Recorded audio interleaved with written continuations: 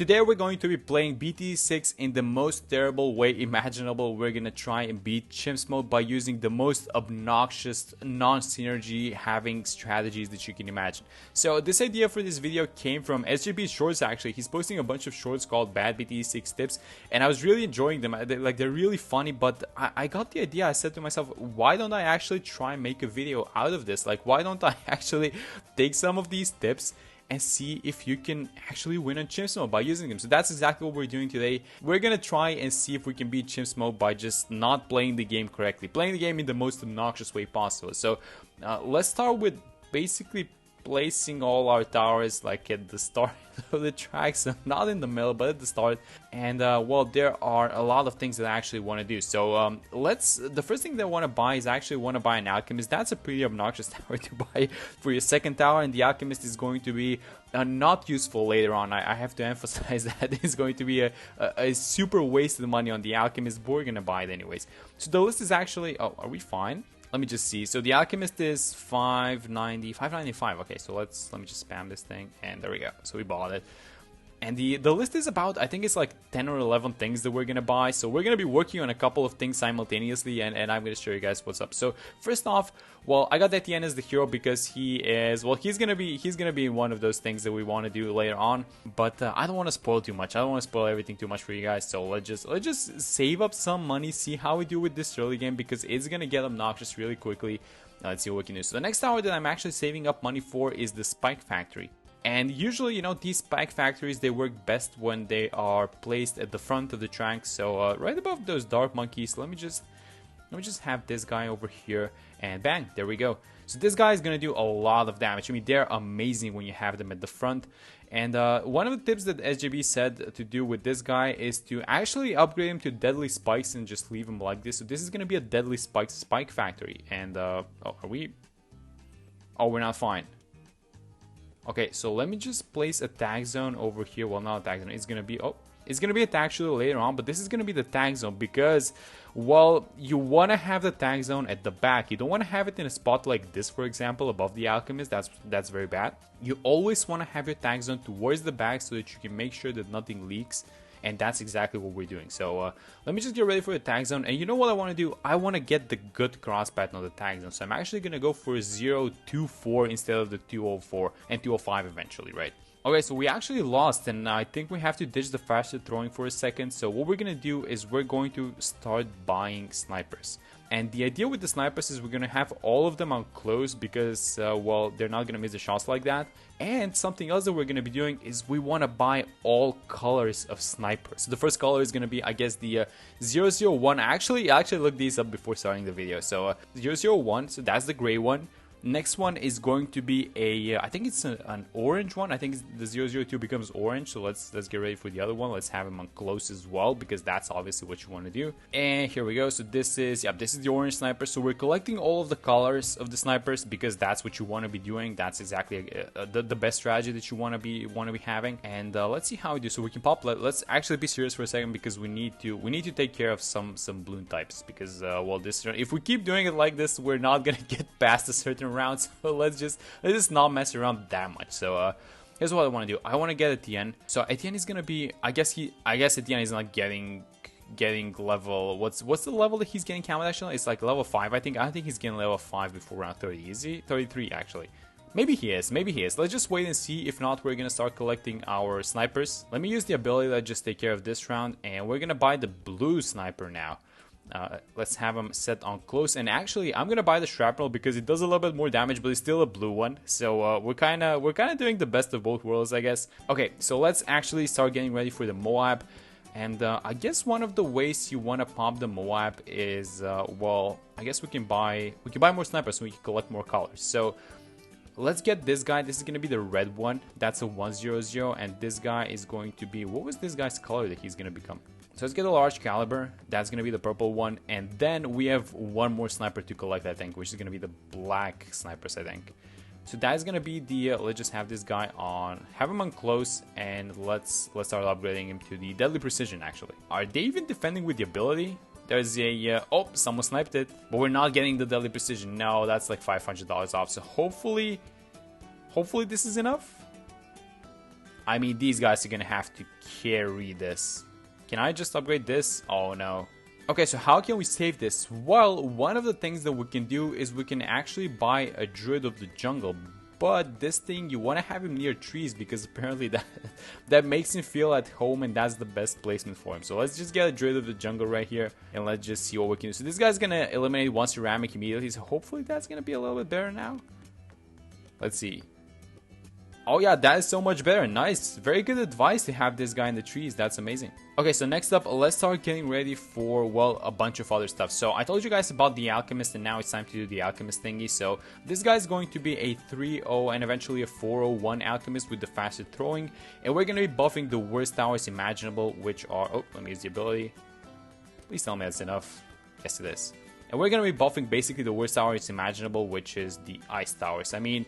I actually don't know if it's the worst towers imaginable, but I would never buy an Alchemist for an Ice Tower, like, especially not for the top end Ice Towers. So, these guys are all gonna be 4-2-0 Ice Towers, and I'm not gonna leave it 1. I'm gonna buy a lot more Ice Towers. So, this is round 49. Let me buy the stronger stimulant to actually make sure all of these guys are Alchemists, all of our Ice Towers are alchemized at all points. Let's get the Embrittlement. This is going to be the second, and I'm going to buy one more Ice Tower, which I want to have here. So you want to have your Ice Towers all over the map. That's very important. So let's do it like this. This is going to be a 2-2-0, soon to become a 4-2-0, and I think maybe I'm going to buy one more actually, but that's going to be about it.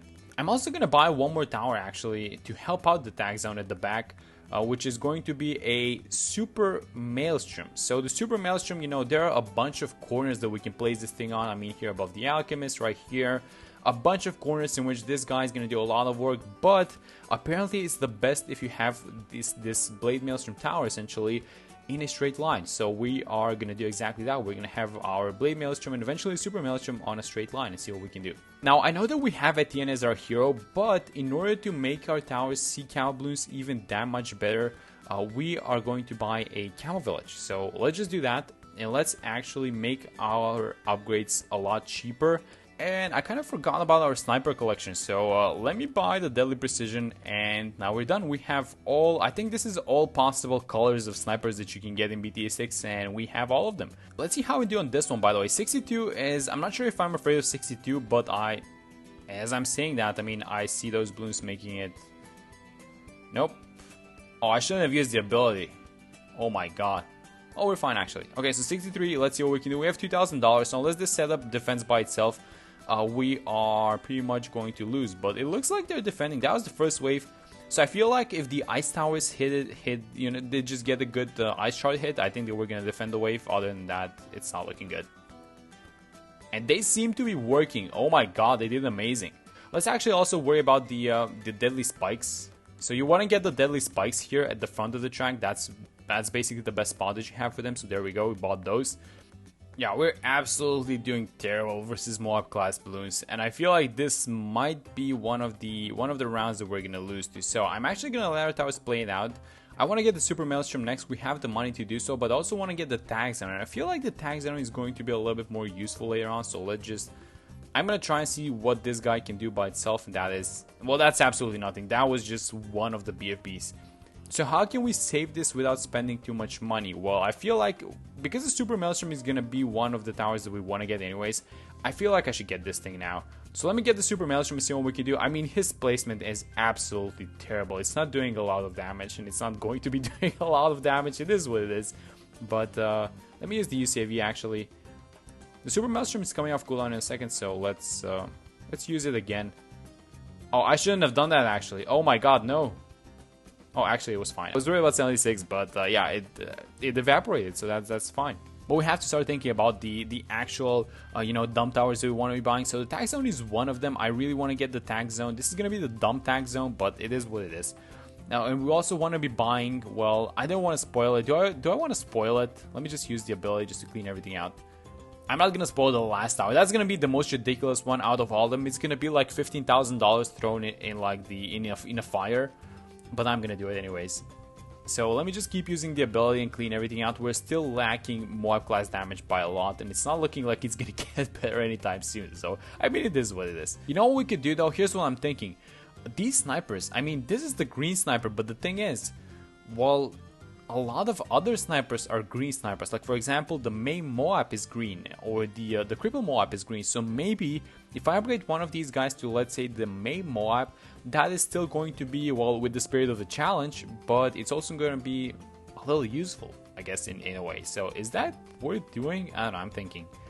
Let's just use the drones for this guy, and let's just, well, I want to use the drones because the ice towers are here, they're amplifying the damage a little bit. But it's looking like we don't have a lot of damage for the ZOMG in general, so it popped now. I think I'm going to save the Super Maelstrom, and let's just wait for the balloons to basically come into this range at the bottom, and then I'm going to use the ability. So like now, is that going to be enough? Yeah, it is. Nice. So almost there for the tank zone. This is free play starting, and we have to basically hold on until we get like 21,000. So our towers are basically whack. I guess ET is going to become a little bit stronger, but he needs levels. He desperately needs a lot more levels. And we're not popping these guys. Look at this. This is entire Moabs just making it through. So this is all going to be onto... it's all going to be onto the abilities until we can get 21,000. And yeah, basically, so let me just do this. Let's actually keep using the abilities and keep popping these guys. So we can get 21,000, and then after that, when we get the tank zone, it should be a little bit easier. So... let me use the ability. Let's get the tank zone, and let's see if this guy is going to defend. I mean, this guy does not have a jungle's jumps next to it, nor an alchemist. We might have to buy one of those things, I'm going to be honest, just in order to win. But let's just keep it like this and see what happens. Okay, so another tip, another amazing thing that you guys should be doing is, instead of buying the balloon solver, you actually want to be buying a bunch of liquefiers, because they can drop acid pools on the track anyway, so you don't have to be buying the entire thing. You can just buy these guys, and then that's going to be the same effect. So why spend so much money on the solver when you can just buy a couple of liquefiers and it's going to do the same thing? So that's exactly what we're doing. We're going to be buying a couple of liquefiers. And that's gonna be the next to last thing that we're doing. Besides, well, I guess the next to last thing in this segment where we're buying the bat towers. And then I actually want to try and win with these things. So if this setup ends up not working, which is looking like it's not gonna end up working, I'm gonna actually try and save it if everything goes poorly. So that's the first liquefier. I'm gonna get one more liquefier because, again, it's better to do that instead of spending your money on the solver. So let's just do that, and let's just get the solver number 2, and then we're gonna do one more thing. Okay, so you guys know how I've been worried about Moab class balloons. Well, these guys are making it way too far, and these are coming in the next round. So let me buy the liquefier, which is going to be in it's going to be one of the next steps in our strategy. And the last thing that I want to do is wait, can I have him? No, I can't have him. So let's just have this guy here, and I'm actually gonna lock him in place towards the... let's just watch the deities for a second. Let me just use all of the abilities. They're not doing anything. Etienne needs level 20 for that, but we actually defend them, which is very interesting. So the last thing that I want to do is I want to get the bats. Now, I'm going to give camo detection. Obviously, we want to give them camo so they can see the blues even that much better. But what I want to do is... oh, the targeting is gone. But basically, I have this thing locked towards the bottom of the track. So you don't want to have it towards the front of the track. You don't want to have it on target independent. You want to have it locked towards the end of the track so that it keeps bouncing the balloons back. So that is the last thing that I want to do, actually. So hopefully we can get the money for the bats, and hopefully we can basically survive until that, because I feel like even though we're gonna get the bats, I mean, our setup and everything is placed it's just so bad the way that we have all these things, which I feel like the last few rounds are going to be just me trying to save this setup and actually ending with a W. So let's just watch the next DDTs. This is round 93, and hopefully we can defend these guys as well. I mean, the ice towers, I gotta be honest, they're doing a little bit of work by doing the deleting of these guys. But hopefully, yeah, so we dealt with them, and let me just... oh, that's not even enough money. I was thinking I could afford this thing now. Let's just buy it. There we go. And it's targeting towards the back, which is exactly... it's targeting the end of the track, which is exactly what you want to have it doing. And the next thing that I want to do is I actually just want to save up some money. So the goal now is, because I actually did all of these dumb things that I wanted to do, maybe we can get one more liquefier, actually. Let me just get one more liquefier, because why not? Let's just get one more of these guys, and yeah, because basically the idea is to actually try and win with this thing. So if these guys cannot win, we're gonna go into damage control mode. So yeah, hopefully we can save this run somehow. These guys are... I feel like the ability is gonna be... yeah, it's absolutely necessary. So let me just I hope this Super Maelstrom ability does something, because if it doesn't, like there's no way we save this. Oh, there's money for the liquefier, so just buy that. And hopefully this guy can do some damage. I feel like we're dealing with him though. Yes, we are. That's actually very nice. Good job. Okay, so let me retry round 96 again, because, well, I lost. And then if we were losing on 96, then 98 is not looking good, and 99 is not looking good. So let's just retry this one. These UMGs, I mean, they overwhelm me. So hopefully, somehow, maybe we can, I don't know, maybe they pop one by one. That's the idea for this one. Okay, so let's not use the UCIV now, because I wanna, well, actually, I should probably use it. I wanted to clean up with the Super Maelstrom ability. So hopefully, oh my god, I need it right now. There we go. Oh, I didn't actually even need it. That's very good. So this is probably the hardest round in terms of the, it actually is the hardest round with the most RB. So we have to survive this one in order to make this basically the setup work. And hopefully, you know, these deadly spikes at the front, hopefully they start doing some work, man, because this is not looking good. But all jokes aside, I feel like this is all going to come down to Super Maelstrom timing, which is, again, it's in the worst spot possible, but I guess if we just pop the balloons steadily one by one, and we just don't overwhelm ourselves and the timing somehow becomes good, I think we can actually do this thing. At least around 98, that is. Oh, was that a little bit too early on the ability? Oh, please wipe them. Okay, so now a little bit of downtime. There we go. It's super close. It's super close. The Super Maelstrom is coming off in a second. Yes, there we go. Let me even get the drones up. And hopefully, I need you to hold on. I really need you to hold on. Oh my god, something leaked. I thought we had that one. So this thing is absolutely not working. So one of the things that you can do is, instead of buying a balloon trap here towards the, I guess towards the start of the track or something like that, you can actually have a balloon trap here, and instead of buying a spike factory, you can have this thing act as a spike on its own. So let me actually do this. Let me get a balloon trap at the back. Let me just keep using the abilities, and hopefully, because it was super close the last time we tried this, so hopefully, you know, it's like a meme solution to this thing, but I swear, if this balloon trap ends up saving us, that's gonna be the most ridiculous thing ever. Now, this is gonna be the last one, so let me use the ability. I started seeing things going to the spike, so yeah. But this Super Maelstrom is not gonna hold on. It's gonna end. Yeah, it's gonna end in a second, and basically that's where we're gonna lose. So yeah. Oh my god, what just happened? I thought we were gone. I was getting ready to rethink the strategy. Did this balloon trap actually save us? So I feel like it's time to get serious with this one, and we have $17,000 to pop basically a bunch of 45 DDT. So the way that I would do this is actually I would just buy a couple of these guys, a couple of Spike Storms. I thought we could afford more than one actually. Okay. So let's just do it like this. Let's just get the white hot spikes, and hopefully the Spike Storm comes off cooldown.